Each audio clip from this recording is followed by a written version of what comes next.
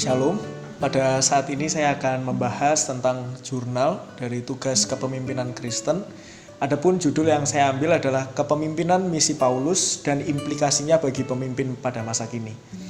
Saya akan membahas tentang kepemimpinan misi terlebih dahulu. Jadi kepemimpinan misi adalah kemampuan dari seorang pemimpin gereja yang mampu mempengaruhi orang lain melalui inspirasi Allah untuk terlibat dalam pengabaran Injil bagi seluruh dunia. Mengapa hal ini penting? Karena saya menemukan satu fakta bahwa adanya banyak pemimpin gereja yang tidak memahami tentang fungsi utama gereja, yaitu penginjilan. Berdasarkan bilangan survei dari Bilangan Research Indonesia, di sana terdapat satu hasil, yaitu 16,7% pendeta dan gembala sidang tidak memahami arti dari amanat agung. Sungguh hal ini menjadi ironi ketika tugas gereja yang sesungguhnya adalah untuk menjangkau banyak orang. Nah, oleh sebab itu saya tertarik untuk meneliti hal ini berkaitan dengan kepemimpinan misi, bagaimana seorang pemimpin menggerakkan orang-orang atau jemaatnya untuk juga bisa melakukan tujuannya, yaitu tujuan Allah untuk memenangkan dunia. Nah, berkaitan dengan kepemimpinan misi dan misi Allah, tentu kita tidak dapat terpisah dari satu tokoh yang cukup besar dan bisa dikatakan hampir sebagian perjanjian baru ditulis oleh beliau, yaitu Rasul Paulus.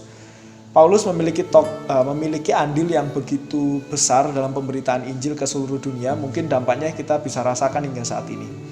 Nah, namun demikian, tidak hanya memberitakan Injil, namun Paulus juga memberdayakan orang lain untuk melakukan apa yang ia lakukan.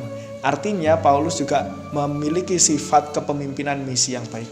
Berdasarkan hal itu, penulis saya tergerak untuk membuat kajian tentang kepemimpinan misi yang dilakukan oleh Paulus dan implikasinya bagi pemimpin pada masa kini. Kemudian saya melanjutkan ke bagian metode, jadi saya akan menggunakan metode kualitatif dengan pendekatan studi kepustakaan. Adapun yang akan saya lakukan yaitu menggali aspek-aspek kepemimpinan misi berdasarkan teori-teori yang terdapat dalam buku. Kemudian saya akan menggali kehidupan Paulus dalam mempraktikkan kepemimpinan misinya. Dan yang terakhir saya akan menarik kepada implikasi kepemimpinan pada pemimpin pada masa kini. Kemudian saya akan masuk ke bagian pembahasan. Jadi di bagian kepemimpinan misi, menurut Mace, saya mengambil dari buku Mace tentang bagaimana membuat jemaat Anda terlibat dalam misi penginjilan. Di sana Mace menekankan ada 4 aspek yang paling penting dalam kepemimpinan misi, yaitu berdoa dan aktif menjadi pelaku misi, mempersiapkan struktur organisasi misi, merekrut dan mendidik orang lain untuk menjadi pemimpin jemaat, serta mengutus dan menguatkan misionari untuk menghadapi tantangan di tempat pelayanan. Kemudian di bagian kedua, saya mencoba menggali tentang kehidupan Rasul Paulus. Jadi saya akan lebih banyak mengutip beberapa ayat-ayat Alkitab dan bagaimana dia mempraktekkan kepemimpinan misi tersebut.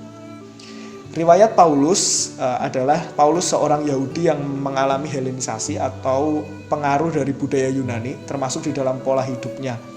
Dalam Kisah Para Rasul 22 ayat 3, Paulus lahir di Tarsis, di sebuah kota di pesisir provinsi Kilikia.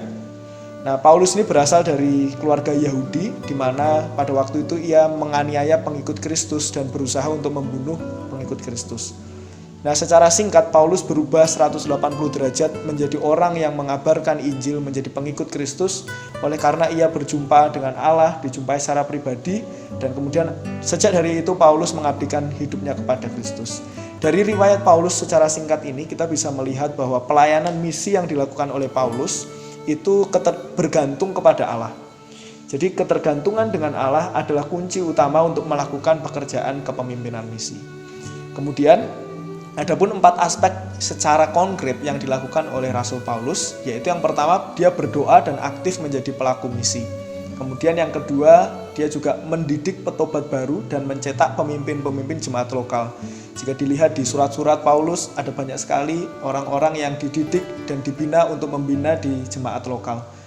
Kemudian yang ketiga, mengutus dan menguatkan misionari untuk menghadapi tantangan di tempat pelayanan. Nah, di bagian ini saya fokus kepada bagaimana Paulus mempersiapkan Timotius untuk dia bisa melayani di sebuah jemaat lokal. Nah, Paulus memilih dengan teliti dan memuridkan secara langsung. Jika kita lihat di Kisah Para Rasul 16, Paulus memilih Timotius ketika ia berjumpa Timotius di Listra. Di ayat 2 dikatakan, Paulus dikenal baik oleh orang-orang di sekitarnya. Artinya Paulus menentukan orang tersebut untuk dijadikan murid oleh karena ia dikenal baik. Artinya ada satu seleksi yang dilakukan Paulus untuk ikut terlibat dalam pelayanan misi. Kemudian Paulus juga mengutus Timotius ke sebuah tempat, tapi Paulus juga mendidik Timotius untuk terlibat langsung dalam pelayanan misinya. Kita bisa lihat di 2 Timotius, itu dikatakan Timotius ikut menderita sama seperti yang Paulus alami. Artinya Paulus memuridkan Timotius secara langsung bagaimana ia mendidik Paulus untuk bisa mendidik Timotius untuk bisa ikut di dalam pelayanan misinya. Kemudian Paulus mengutus Timotius ke sebuah tempat, yaitu jemaat di Efesus. Dan yang terakhir, Paulus juga mendukung doa dan motivasi dan menyelesaikan masalah yang Timotius hadapi.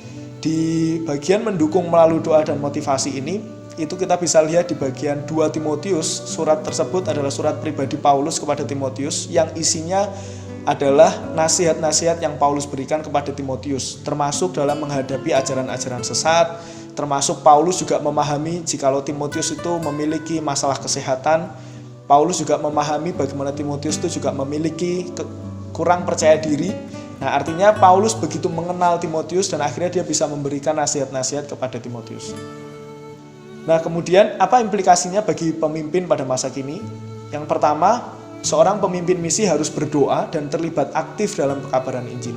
Artinya seorang pemimpin misi harus berintegritas, tidak hanya menyuruh orang lain untuk bermisi, tetapi kehidupannya juga harus melaksanakan misi tersebut. Kemudian yang kedua, mendidik jemaat dalam kebenaran firman dan mencetak pemimpin-pemimpin baru. Hal ini bisa dipraktekkan dengan membuat kelompok-kelompok kecil dan mempersiapkan para jemaat sebagai pemimpin dari kelompok-kelompok kecil tersebut. Kemudian yang ketiga adalah menyeleksi misionaris. Yang keempat, mempersiapkan misionaris. Dan yang kelima adalah memberikan dukungan, baik doa maupun motivasi, dan solusi-solusi ketika misionaris ada permasalahan di tempat pelayanan.